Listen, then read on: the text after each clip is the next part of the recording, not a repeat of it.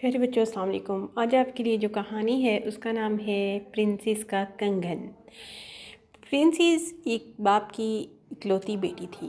بادشاہ نے اس کی ماں کے مرنے کے بعد دوسری بیوی سے شادی کر لی تھی۔ اب اس کی دوسری بیوی تھی اور ایک بیٹی تھی جس سے وہ بے پناہ محبت کرتا تھا، مگر اس کی سوتیلی بیوی کو بھی جانتا تھا بہت اچھے طریقے سے کہ وہ اس سے کتنی نفرت کرتی ہے۔ وہ اس کی بیٹی کو جان سے مارنا چاہتی تھی۔ باپ بھی بہت بیمار رہنے لگا تھا۔ بادشاہ نے اپنی بیٹی کو نصیحت کی تھی، ایک کنگن دیا تھا اور کہنے لگا تھا کہ بیٹا میری موت کے بعد اس کنگن کو اپنے سے جدا مت ہونے دینا، مگر یاد رکھنا کہ اس کنگن کو ایسی جگہ رکھنا جو تمہاری امانت ہمیشہ قائم رکھ سکے۔ اب پرنسس کو سمجھ نہ آئے کہ اپنے کنگن کو کہاں رکھے، کس کی امانت میں دے جو اس کی امانت میں خیانت نہ کرے۔ پھر پرنسس کو ایک دن خیال آیا کہ زمین ہمیشہ امانت میں خیانت نہیں کرتی، تو وہ زمین کے پاس گئی اور اپنے گھر کے باغیچے میں جا کر زمین سے کہنے لگی کہ اے زمین، آج میں یہ امانت تیرے سپرد کرتی ہوں، یہ کنگن میں تجھے دیتی ہوں، اور جب مجھے ضرورت ہوگی تو میں تجھ سے یہ نکال کر لے جاؤں گی، مگر تب تک تم میرے کنگن کی حفاظت کرنا۔ اب زمین جو اپنے وعدے کی بہت پکی ہوتی ہے اور امانت میں کبھی خیانت نہیں ہونے دیتی، زمین نے اس کے کنگن کو اپنے اندر دبوچ لیا۔ اب بادشاہ اپنی عمر کو پہنچ چکا تھا، اس کی چند ہی دنوں میں وفات ہو گئی۔ مرنے کے بعد پرنسس بہت روئی۔ پرنسس کا ایک ہی سوتیلا بھائی تھا جو کہ پوری سلطنت کا وارث بننے والا تھا۔ نہ ہی اس کی کوئی بہن تھی، نہ اس کا کوئی بھائی تھا، مگر ہاں ایک سوتیلا بھائی تھا اور اب ایک ہی سوتیلی ماں بچی تھی جو اس کی زندگی کے دشمن بنے ہوئے تھے، اسے مارنا چاہتے تھے۔ پرنسس اب کہنے لگی، ایک رات جب ملکہ نے سوتیلی ماں نے اسے مارنے کا عہد کر لیا، چھری اٹھا کر اس کے کمرے تک پہنچنے ہی والی تھی کہ پرنسس کو اس بات کی علم ہو گیا۔ کچھ سپاہیوں نے، درباریوں نے پرنسس کو خبر دی کہ آج ملکہ آپ کو جان سے مار ڈالے گی۔ پرنسس نے فوراً کھڑکی میں سے کود کر زمین پر چھلانگ لگا دی اور تیزی سے دربار سے، محل سے باہر نکل گئی۔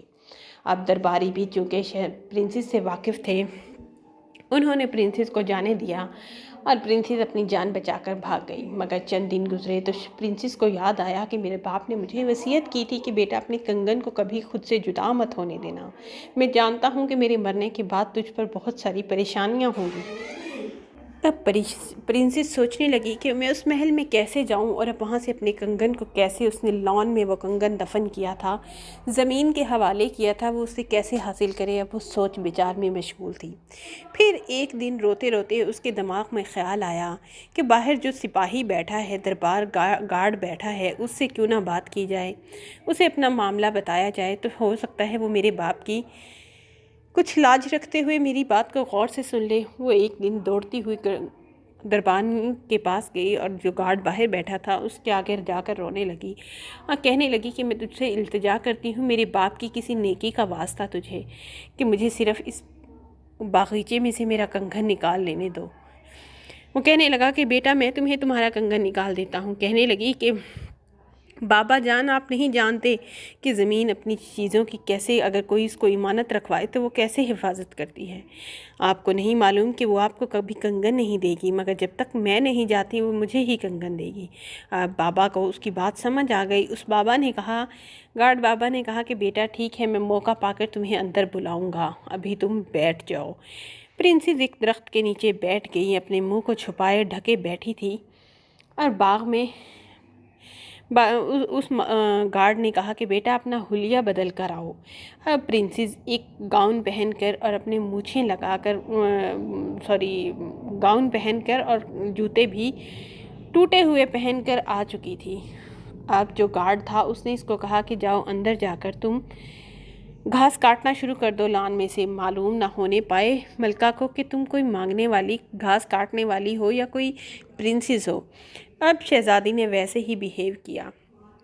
تھوڑی ہی دیر میں ملکہ لان میں ٹہلتی ہوئی آئی، کہنے لگی یہ کون لڑکی آئی ہے اندر، مگر شہزادی تھی کہ بولی نہ، اپنا کام جاری رکھا، گھاس کاٹتی رہی۔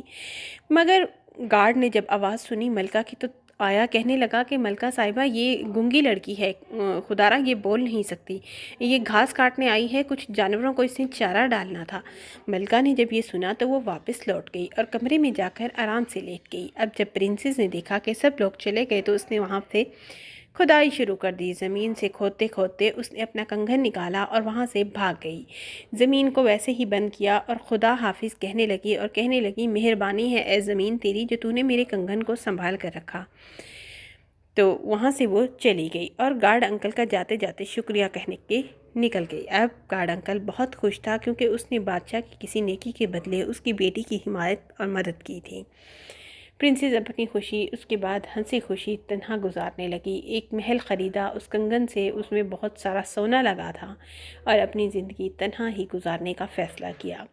نہ ہی اس نے شادی کی اور وہ ہنسی خوشی رہنے لگی۔ یہاں پیارے بچوں، میرے چینل کو سبسکرائب کریں اور بیل آئیکن کا بٹن ضرور دبائیں۔ Thank you.